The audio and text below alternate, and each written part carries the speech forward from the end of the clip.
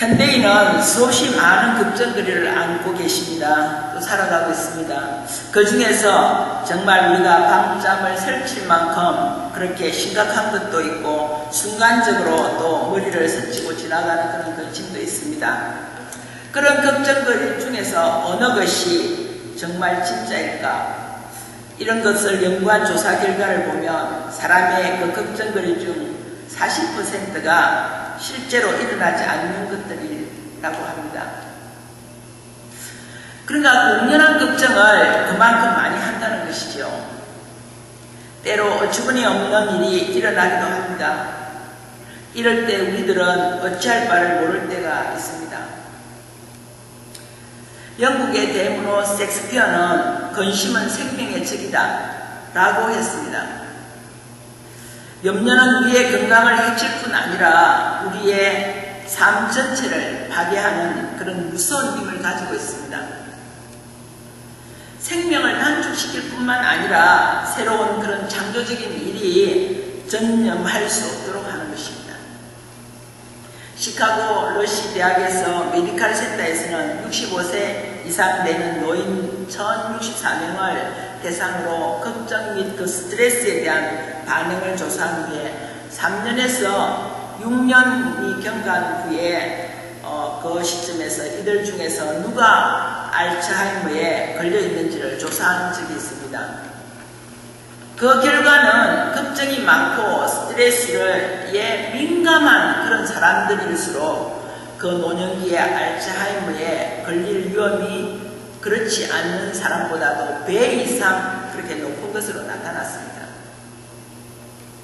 많은 사람들은 근심 그 자체를 잊어버리라고 그렇게 조언합니다. 근심을 이길 수 있는 유일한 것은 무엇이라고 생각합니까? 바로 믿음을 갖는 것입니다. 근심하지 않기 위해서 믿음 없이는 근심할 수밖에 없다는 것이죠. 그러므로 예수님께서 우리는 인도하는 그 길을 잘 따라가야만 합니다. 오늘 본문에서 14절 1절을 보면 너희는 근심하지 말라. 하나님을 믿으니 나 또 나를 믿으라고 했습니다. 주님께서 십자가 그 고난을 당하신 첫날 밤에 제자들과 함께 마지막 6월절 그 만찬을 나누는 자리에서 이 말씀을 하셨습니다. 주님께서 이제 곧 제자들의 곁을 떠나실 것을 예고하셨습니다. 그것도 십자가에 달려 고난 당하며 죽으시는 그 방법으로 말입니다. 이때 제자들의 그 마음이 어떠했겠습니까? 제자들은 근심이 가득해서 다른 생각을 조금도 할 겨를이 없었을 것입니다. 예수님께서 우리를 떠나시다니 제자들은 이런 일이 생길 것이라고 상상도 하지 못했을 것입니다. 우리에게도 사랑하는 가족이 갑자기 우리 곁을 떠난다면 그 충격은 이루 말할 수 없습니다. 사랑하는 사람이 더 이상 같이 할 수 없다는 그 사실이 가슴을 아프게 하는 것입니다. 그러나 천국에서 만날 날을 기다리며 그 아무것도 우리가 생각하지 않고 있게 되는 것이지요. 오늘 본문에서 제자들은 어떤 것을 정말 이런 것이 어떤 것인지를 깨닫지 못하고 있습니다. 근심의 종류에는 두 가지가 있습니다. 주님을 위한 것이 있는 반면에 세상적인 것이 있는 것이죠. 우리에게 근심이 있다면 주님의 그 뜻대로 살지 못한 것에 대한 안타까워하며 근심하는 것이라면 그것은 가치 있는 근심이라고 할 수 있습니다. 이렇게 어떻게 우리가 하면 주님과 더 친밀한 교통을 나눌 수 있을까? 또 어떻게 하면 하나님의 말씀대로 살 수 있을까? 또 어떻게 하면 우리가 깊게 주님과 교제할 수 있을까? 이런 일로 근심한다면 그런 근심은 우리에게 유익한 그런 결과를 가져다 줄 것입니다. 두 번째로 우리가 세상적인 것, 마태복음 6장 25절에서 34절을 보면 그러므로 내가 너희에게 이르노니 목숨을 위하여 무엇을 먹을까 무엇을 입을까 마실까 몸을 위하여 무엇을 입을까 염려하지 말라. 목숨이 음식보다 중하지 아니하라고 했습니다. 주님께서 우리에게 이런 근심은 이방인들이나 하는 것이니 하지 말라고 하십니다. 그러면서 32절부터 34절에 보면 너의 천부께서 이 모든 것이 너희에게 있어야 할 줄 아시느니라. 너희는 먼저 그의 나라와 그의 의를 구하라. 그리하면 이 모든 것을 너희에게 더하시라고 하셨습니다. 그러면서 고린도후서 7장 11절에 보면 하나님의 뜻대로 하는 근심은 후회할 것이 없는 구원에 이르게 하는 해결을 이루는 것이고 또 세상 근심은 사망을 이루는 것이라고 했습니다. 그렇다면 예수님이 우리에게 주시는 근심을 이기는 방법이 무엇이라고 생각합니까? 본문을 통하여서 한 세 가지를 말씀드릴까 합니다. 첫째는 하나님을 믿으니 또 나를 믿으라. 1절에 그렇게 말씀하고 계세요. 너희가 하나님을 믿지 않느냐? 그러면 하나님을 믿는 것보다 또 나를 믿으라. 하나님을 믿는 것처럼 나를 믿으라는 거죠. 사실이지 우리가 무슨 일을 만나서 근심하는 까닭은 하나님을 믿지 않기 때문만 아닐 것입니다. 우리는 하나님이 계신 것을 믿습니다. 그렇다면 하나님을 믿는 사람이 왜 근심을 하는 것입니까? 왜 근심하세요? 그것은 믿음이 약하기 때문입니다. 하나님이 계신 것을 믿지만 하나님께서 나의 삶을 주관하신다는 사실을 온전히 믿지 못하기 때문에 문제를 만나면 걱정하고 근심하는 것입니다. 성경의 호세아 선지자는 이스라엘 자손에게 우리가 여호와를 알자, 힘써 여호와를 알자라고 했습니다. 그렇게 호소한 이유가 무엇입니까? 그것은 이스라엘 자손이 하나님을 떠나 우상숭배의 죄에 빠진 것이 하나님에 대하여 올바로 알지 못하며 또 그 원인이 거기에 있다고 생각하고 있습니다. 믿음이란 주님께 나의 삶을 맡기는 것입니다. 그리스도인은 살아도 주를 위하여 살고 또 죽어도 주를 위하여 죽겠다는 그런 각오가 있어야 하는 것입니다. 우리에게 믿음이 있을 때 주님을 사랑하게 되는 것입니다. 믿음은 사랑과 밀접한 관련이 있습니다. 믿음 없이는 사랑이 존재할 수 없습니다. 북한에 억류됐던 케네스 벨 선교사님이 쓴 글을 제가 봤습니다. 그 북한에 억류돼서 765일 만에 풀려났습니다. 처음에 집에 가고 싶어서 하나님께 빨리 가족들의 품으로 가기만을 기도했습니다.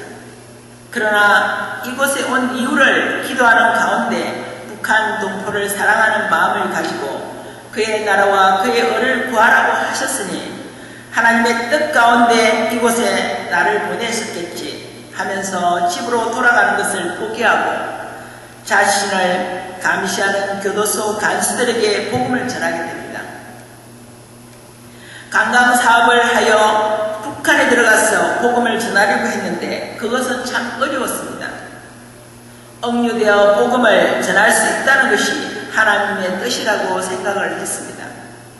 그렇게 지내다 보니 시간도 잘 지나가고 어려운 일도 잘 감당할 수 있습니다. 고난이 닥칠 때마다 말씀을 읽고 또 찬송을 부르며 기도하면서 이겨냈습니다. 게리스교의 그 선교사님이 꼭 하나님이 자신을 구출해 주실 것이라는 그 확신을 가지고 기다렸습니다. 그런데 하나님의 그 약속을 붙잡고 인내하면서 기다렸지만 때로 좌절할 때도 있었습니다. 간수들은 어떻게 죄인된 그 몸으로 감옥에 있는데 웃을 수 있느냐, 그렇게 생각을 했습니다. 보이지 않는 하나님을 믿는 것이 간수들이 볼 때 신기하며 그 하나님에 대해서 물어볼 때 담대하게 복음을 전했습니다. 우리가 생각할 때 믿음의 반대는 불신앙이라고 생각하게 됩니다. 그러나 그 불신앙이 아니라 불안과 두려움이라고 했습니다. 근심이 있다는 것은 바로 믿음이 없는 상태입니다. 믿음이 있어야 될 자리에 믿음이 없기 때문에 근심이 자리를 차지하게 되는 것입니다. 그러기에 예수님은 풍랑을 만나 두려워하는 제자들에게 너 믿음이 있느냐라고 하셨습니다. 오늘 11절에 보면 내가 아버지 안에 거하고 아버지께서 내 안에 계심을 믿으라. 그렇지 못하겠거든 행하는 그 일로 말미암아 나를 믿으라. 우리는 어떤 일이 있어도 끝까지 주님을 믿으시기를 주의 이름으로 축원합니다. 오늘 21절에서 성부 하나님과 성자 예수님이 인격적으로 구별되지만 본질에 있어서는 동일하신 분을 말씀하고 있습니다. 즉 성령 하나님 역시 동일하십니다. 우리가 두 번째로는 내가 너희를 위하여 처소를 예비하러 간다고 2절에 말하고 있습니다. 제자들은 예수님께서 그들을 떠나실 것이라고 하셨을 때 근심했습니다. 그것은 주님께서 세상을 떠나신 이유가 무엇인지 알지 못했기 때문입니다. 이에 대하여 예수님은 제자들에게 내가 너희를 위하여 처소를 예비하러 간다라고 하셨습니다. 그를 믿고 따르는 제자들에게 영원한 처소를 예비하기 위해서 제자들을 떠나 천국으로 가실 것이라는 말입니다. 그리스도인들은 목적 없이 떠도는 인생이 아니라 하늘 그 본향을 우리가 바라보고 행진해 가는 그런 사람들입니다. 하나님 아버지께서 기다리시고 계시는 천국이 우리의 궁극적인 목적지입니다.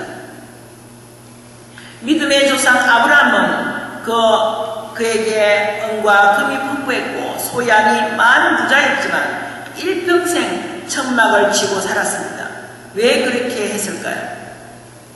약속하신 땅에 살면서 동일한 약속을 유업으로 함께 받은 이삭과 야곱과 더불어 그 장막에 거하였다는 것입니다.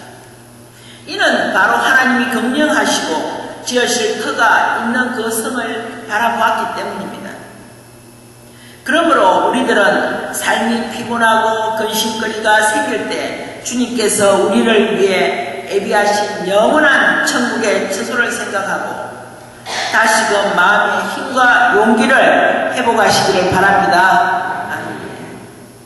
우리가 세 번째로는 주님께서 우리를 데리러 다시 오신다고 약속하셨습니다. 3절에 보면은 가서 너희를 위하여 거처를 예비하면 내가 다시 와서 너희를 내게로 영접하여 나 있는 곳에 너희도 있게 하리라 했습니다. 주님이 다시 오실 때 이 세상의 종말을 의미합니다. 주님께서 세상 나라들을 심판하시고 우리를 영원한 나라로 인도하실 것입니다. 아멘. 그러므로 영원한 하나님의 나라인 새 하늘과 새 땅, 새 예루살렘에 들어가서 하나님 아버지와 어린 양 예수 그리스도를 모시고 영원토록 행복하게 살게 될 것입니다. 아멘. 그런데 5절에 보면 그래요. 우리는 다 그렇게 믿고 살아갑니다. 그런데 도마는 그 길이 무엇입니까? 라고 지금 질문을 하고 있어. 예수님께서 내가 곧 진리요 길이요 생명이니 나로 말미암지 않고는 아버지께로 올 자가 없다고 그렇게 말하고 있습니다. 요한복음에서는 예수님께서 나는 무엇이다 라는 그런 선언이 많이 나오고 있습니다. 길, 생명, 진리는 같은 뜻입니다. 예수님 안에 있으면 하나님 안에 있으므로 우리가 근심할 일이 없습니다. 사랑하는 여러분, 우리가 사노라면 마음에 근심이 생기지 않을 수 없습니다. 이럴 때 하나님을 믿을 뿐 아니라 주 예수 그리스도를 믿고 여러분의 모든 짐을 다 맡기시기를 바랍니다. 믿음을 가지라는 것이죠. 우리가 믿음을 가지기 위해서 어떻게 해야 되겠습니까? 가만히 있어도 믿음이 옵니까? 우리는 그 믿음을 가지기 위해서 말씀 묵상을 하고 또 기도 없이는 잘 이루어지지 않습니다. 그래야만 우리가 말씀 묵상과 기도 없이는 우리가 믿음을 가질 수 없다는 것이죠. 그래서 우리가 아무리 어려운 문제라도 그 믿음이 생기면 주님께서 우리의 이 문제를 해결해 주실 것입니다. 그리고 주님께서 우리를 위하여 영원한 처소를 예비하려 가셨으므로 예비하시면 다시 우리를 데리러 오실 것이라고는 그 생각을 하고 위로와 용기를 얻으시기를 바랍니다. 그런즉 아무것도 염려하지 말고 오직 모든 일에 기도와 간구로 여러분들의 구할 것을 감사함으로 하나님께 아뢰시기를 바랍니다. 그러할 때 모든 지각에 뛰어난 하나님의 평강이 그리스도 예수 안에서 여러분의 마음과 생각을 지켜주실 것입니다. 사랑하는 여러분, 믿음을 가지고 모든 것 주님께 맡기며 기쁨을 누리는 성도들이 되시기를 주님의 이름으로 축원합니다. 우리 서로 보면서 믿음을 가집시다. 믿음을 가집시다. 믿음을 가집시다. 믿음을 가집시다.